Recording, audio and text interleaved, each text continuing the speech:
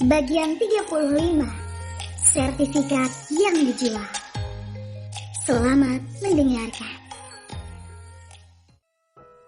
Hari ini tak menunggu hingga lembayung senja menghilang.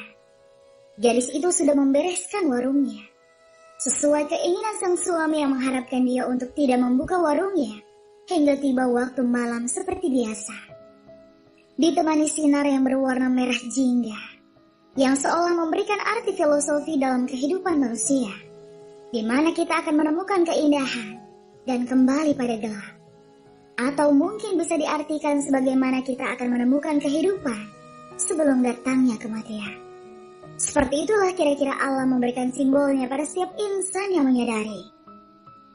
Sedikit penat gadis itu memasang satu persatu papan penutup warung, mengangkatnya, lalu memasangnya sesuai urutan angka yang tertulis di setiap papan itu. Menghela nafas sejenak, mengusir penat dan peluh yang menetes dari keningnya. Kurang semangat rasanya, karena malam ini Mas Sarah tidak pulang. Kinar menatap langit yang mulai menggelap, karena sang mentari mulai turun hampir seluruhnya ke ufuk barat. Ia kembali melihat ponselnya. Sebuah pesan yang ia kirim 1 jam yang lalu belum juga terbaca oleh Mas Tara. Mas Tara pasti sibuk sekali, gumam Kinar. Ia pun kembali menutup semua dan mengunci rapat. Dengan langkah kaki yang sedikit terseret, dia kembali memasuki gang kecil menuju kediaman sederhananya. Biasanya setiap sore dia akan berjalan dengan cepat, berbelanja lebih dulu guna menyiapkan makan malam untuk sang suami. Namun malam ini sepertinya dia menjadi lebih lesu. Bagaimana tidak? Semenjak Mas Tara benar-benar memperlakukannya sebagai istri, Kinar jadi tidak betah berjauh-jauhan dengan sang suami dalam waktu yang lama. Dan untuk menu makan malam hari ini, sepertinya dia akan beli saja. Di sela-sela langkahnya yang lesu itu, ia sudah diberi kejutan oleh seorang wanita yang waktu itu menemuinya di kafe. Astaga! Dari mana dia tahu rumahku? Tunggu, ada Monik juga. Monik menghampirinya dan menarik lengannya dengan kasar. Sini kau, lamban sekali jalanmu, dasar wanita redahan.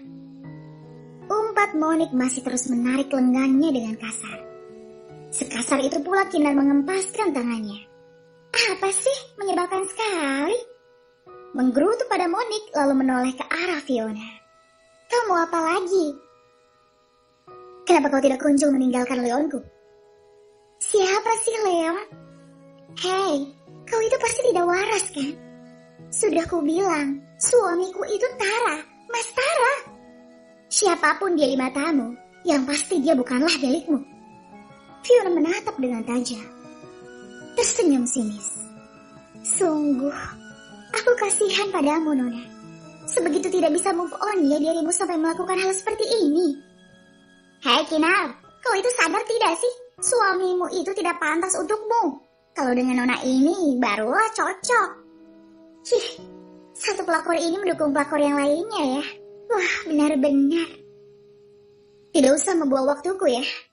Nona Kinar, lepaskan Leonardku dan aku tidak akan pernah mengusikmu lagi. Fiona mencengkram baju Kinara. Kalau aku tidak mau, kau mau apa?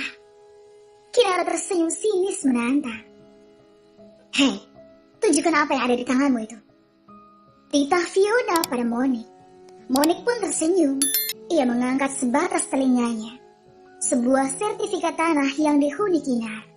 Dan juga di bawah bangunan warungnya. Kau kenal stop map ini kan? Mata Kinar membulat. Hei, kau mau apa dengan itu? Aku sudah membelinya. Jadi kapanpun aku mau kau pergi dari rumah ini, saat itu jugalah kau harus pergi. Kinar tercengang. Ia menoleh ke arah Monik. Bisa-bisanya kau menjual sesuatu yang masih ada hakku juga di sana, Monik. Memang kenapa? Aku pun sudah muak ada kau di sini, Kinar.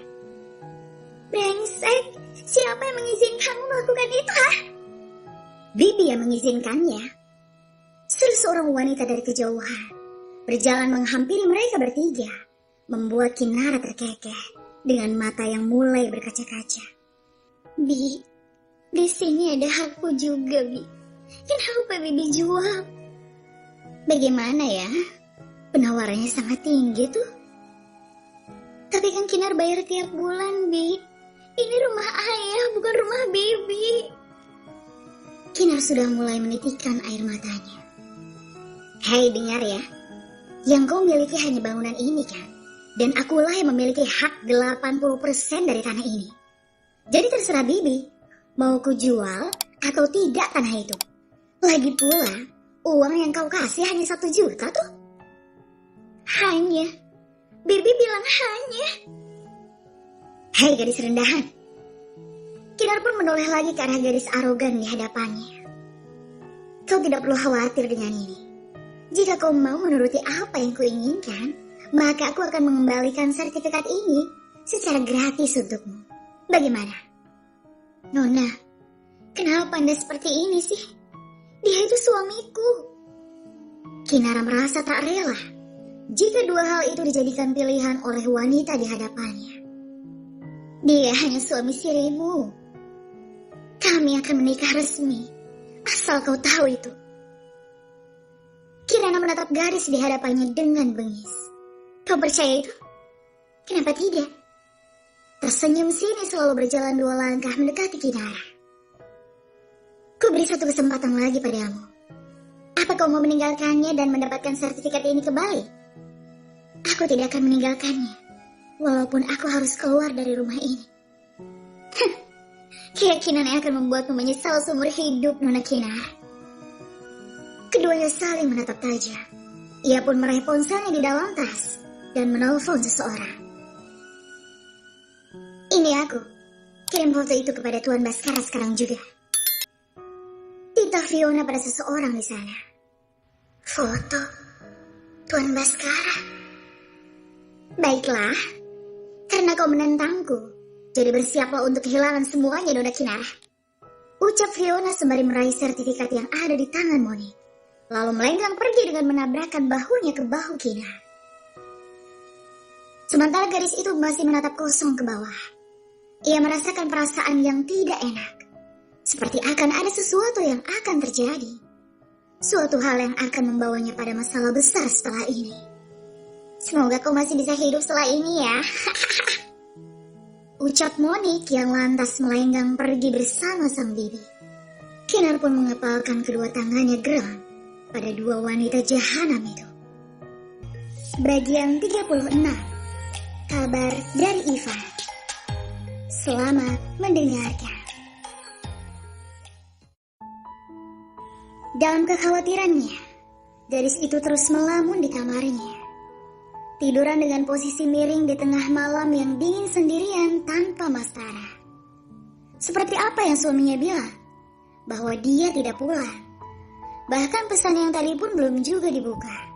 Tertumpuk dengan pesan baru yang ia kirim. Kinar menitikkan air matanya. Ia takut. Sangat takut sebenarnya dengan apa yang dikatakan wanita itu. Ia sangat ingin Mastaranya kembali dan memeluknya saat ini. Cinta, aku butuh dirimu. Aku butuh kau, Mastara. Kinara memeluk selimutnya. Aku tidak mau kehilanganmu. Tolong telepon aku. Agar aku yakin kau benar-benar akan pulang, Mas. Aku merindukanmu. Aku merindukanmu, cinta. Kinar semakin sesenggukan di dalam kamar itu. Menunggu ponsel itu berdering sedari tadi, namun tak kunjung berdering juga. Sesaat Kinar mengangkat kepalanya. Ia mendengar suara ketukan pintu di jam 11 malam ini. Ia pun beranjak, seraya menyeka air matanya. Berjalan lunglai keluar. Siapa sih bertamu malam-malam? Apa wanita arogan itu lagi? Dengan malas Kinar membuka pintunya. Hingga seseorang yang ia lihat di hadapannya membuatnya ingin menampar pipinya sendiri. Aku pulang, sayang. Ucapnya dengan senyum secerah mentari pagi. Apa aku mimpi? Gumam Kinar masih mematung. Sementara pria di hadapannya malah justru terkekeh. Sayang, ini aku. Kau tak mau memelukku? Ya, cinta. Ini benar dirimu. Aku tak berhalusinasi kan? Tidak sayang, aku sudah pulang. Sini, peluk aku. Mas Tara. Terharu, tidak percaya, namun bahagia. Intinya tercampur jadi satu, sehingga membuat tubuhnya menghambur ke pelukan Mas Tara. Menangis sesenggukan di sana. Bohong, Mas Tara bohong. Mas Tara bilang tidak pulang. Ini pulang kan? Isaknya masih terus memeluk Mas Tara. Iya, maaf ya. Mobilku tidak jadi dicarter sampai ke Cirebon. Jadi aku masih bisa pulang ke rumah. Walau larut. Maaf ya. Itu lebih baik, Mas. Sungguh. Mas Tara. Kenapa nangis sayang? Seperti aku tengah pergi jauh saja. Tidak apa. Aku hanya ingin menangis saja. Kangen. Pokoknya aku masih mau memelukmu. Baiklah, baiklah. Tapi izinkan aku masuk dulu. Yuk, nanti kita lanjutin di kamar. Kinar pun terkekeh lalu mengangguk. Di malam yang semakin larut, ditemani sinar bulan yang terang, sepasang suami istri itu baru saja menyelesaikan urusan mereka dan duduk dalam ranjang yang sama dengan posisi Kinar berada di depannya. Sementara sang suami masih memeluknya dari belakang di dalam selimut yang menggulung menutupi tubuh mereka. Sama-sama mengamati rembulan yang sudah terlihat bulat seluruhnya. Tangan Leon meraih dagu sang istri membawanya agar dia mau menoleh ke belakang, lalu menciumi bibir manisnya. Sangat candu saat ini. Ia benar-benar masih haus sepertinya. Hingga Kinar melepaskannya dan kembali menatap jendela di sebelah ranjang mereka. Cinta. Masih menciumi bahu Kinar. Aku penasaran. Penasaran tentang apa sayang? Suara Mas Tara benar-benar membuat Kinar meleleh. Tentang keluargamu. Leon pun menghentikan gerakan bibirnya, lalu mempererat pelukannya. Kapan aku bisa bertemu mereka? Sambung Kinar sedikit menoleh ke belakang, menyentuh wajah sang suami. Tunggu waktunya sayang, aku pasti akan memperkenalkanmu. Mencium seruk lehernya membuat Kinar menggeliat geli sembari terkekeh. Kenapa tidak sekarang saja? Kau bilang akan menikahiku secara resmi kan, Mas? Leon tersenyum. Benar dia ingin menikah resmi dengan Kinar. Namun sepertinya ia ingin memberitahu dulu siapa dia sebenarnya pada sang istri. Sayang, sebelum ini aku ingin bertanya satu hal. Tanya Leon pada wanita yang masih diam saja sembari tersenyum. Menunggu suaminya mengatakan apa yang ingin ia tanyakan. Apa yang paling kau benci dari seorang pria? Kebohongan. Jawabnya begitu saja. Leon pun terdiam. Ketidaksetiaan. Dan pria-pria tidak bertanggung jawab. Apalagi yang kasar. Menoleh ke belakang meraih wajah suaminya lalu mencium pipinya. Aku sangat benci hal itu. Namun aku percaya suamiku tidak demikian. Ucap Kinar pada pria yang tengah tersenyum kecut. Aku sudah termasuk dalam salah satu kriteria pria yang kau benci, Kinar. Cinta. Iya sayang. Mengecup rambut Kinar. Mas tahu kenapa aku selalu bertanya kapan kau akan memperkenalkanku dengan keluargamu? Kapan kau akan menikahiku secara resmi? Semua karena rasa takutku jika kau akan meninggalkanku, Mas. Tiba-tiba saja matanya mulai berkaca-kaca, hingga perasaan takut mulai mencuat kembali dari lubuk hatinya. Mungkin karena ucapan Fiona tadi, dan tubuh mereka yang sudah menyatu, Kinar jadi merasakan cinta yang teramat dalam, bahkan lebih dalam dari sebelumnya. Sehingga ia takut merasakan kehilangan. Saat mengatakan itu saja ia seperti ingin menangis. Tadi saja saat aku sendiri, aku sangat merasakan takut. Takut jika kau mencampakkanku setelah kau mendapatkan harta paling berharga dariku sebagai seorang wanita. Leon memeluk tubuh itu semakin erat dengan dagu ia letakkan di bahu Kinara. Tidak akan sayang, tidak akan pernah aku melakukan itu. Aku sangat mencintaimu. Kinar tersenyum. Kau mau berjanji pada aku kan, Mas? Untuk menepati janjimu? Iya sayang. Walaupun aku pergi, aku pasti akan kembali setiap hari. Menemuimu seperti biasa. Sampai tiba saatnya kau bisa memberikanku keturunan yang kita besarkan hingga kita menua bersama. Kau tetap akan menjadi istriku. Senangnya. Gumam Kinar merasa tersanjung dengan semua kata-kata itu. Namun lain halnya dengan Mas Tara yang masih merasakan ganjalan di hati. Bagaimana caraku mengatakan jati diriku? Karena Kinar juga harus segera tahu yang sebenarnya. Lidahku benar-benar kaku. Aku boleh bertanya soal Fiona tidak? Untuk apa bertanya soal dia, sayang? Leon menciumi lagi lekuk sang istri. Hanya ingin tahu saja, Mas. Memang kau tidak cemburu apa jika aku berbicara tentang dia? Cemburu lah, Mas. Cuman aku penasaran juga. Kenapa bisa dia menyebutmu dengan sebutan Leonard? Memberanikan diri untuk menanyakan itu. Karena dia juga sebenarnya sudah sangat penasaran. Tiba-tiba Leon mematung. Ya, walaupun aku bilang aku tidak percaya. Namun melihat dari penampilannya, dia sepertinya bukan gadis sederhana. Dan tidak ada sama sekali dari sorotan matanya untuk dia berbual. Dan lagi, kau itu juga tidak seperti seorang pria sederhana, Mas. Dengan semua yang kau punya. Kinar menoleh. Dari mana aku harus memulainya? Cinta, kenapa kau banyak diam? Kau tidak sedang menyembunyikan sesuatu dariku, kan? Leon meraih wajah itu dan mengecup bagian bibir Kinar. Memematnya untuk beberapa saat. Setelahnya ia melepaskan kembali. Apa kau siap mengetahui jati diriku, sayang? Jati diri?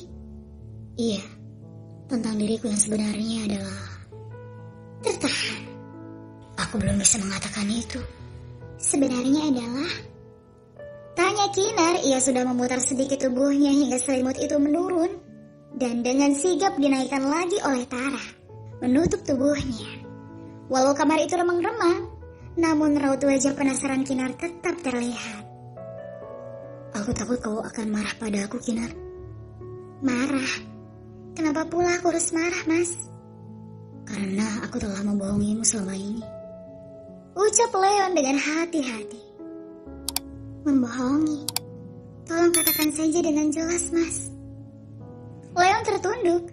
Ia meraih tangan Kinar dan meremasnya. Berusaha memberanikan diri untuk mengatakan siapa dia yang sebenarnya. Aku sebenarnya bukanlah seorang supir taksi online. Kinar mematung. Aku itu... Suara Leon terpotong karena suara dering ponsel Mas Tara membuat keduanya terkesiap. Lalu sama-sama menoleh ke arah meja. Sebentar ya, sayang. Leon mengecup kepala Kinar. Lalu meraih handuk di dekatnya guna menutupi area pinggang ke bawah. Ia pun beranjak dari ranjang itu dan meraih ponselnya. Ivan. Leon keluar dari kamar Kinara. Siapa sih yang selalu menelponnya? Sampai-sampai Mas Tara selalu menjauh dariku. Seolah-olah dia tidak ingin aku mendengar pembicaraan mereka. Kinar merebahkan tubuhnya dengan posisi miring. Aku sudah curiga. Dia pasti tidak jujur selama ini. Sedikit sedih, namun ia masih mau menunggu suaminya untuk berbicara. Di sisi lain, Leon yang tengah menerima panggilan telepon dari seberang sedang menunggu apa yang hendak Ivan katakan. Ada apa? Sudah ku bilang jangan menelponku saat aku tengah di rumah istriku. Mohon maaf sekali Tuan, namun ini benar-benar dalam keadaan genting. Maksudmu? Saat ini pesawat Tuan Besar Baskara baru saja mendarat di landasan pribadi. Beliau sudah di Indonesia, Tuan. Apa? Kenapa tiba-tiba? Saya juga tidak tahu, Tuan. Sekarang saya sudah berada di gang tempat tinggal Anda. Anda harus pulang ke rumah utama saat ini juga. Leon meremas kepalanya. Sedikit kalang kabut dia, karena bingung ingin melakukan apa. Bersambung.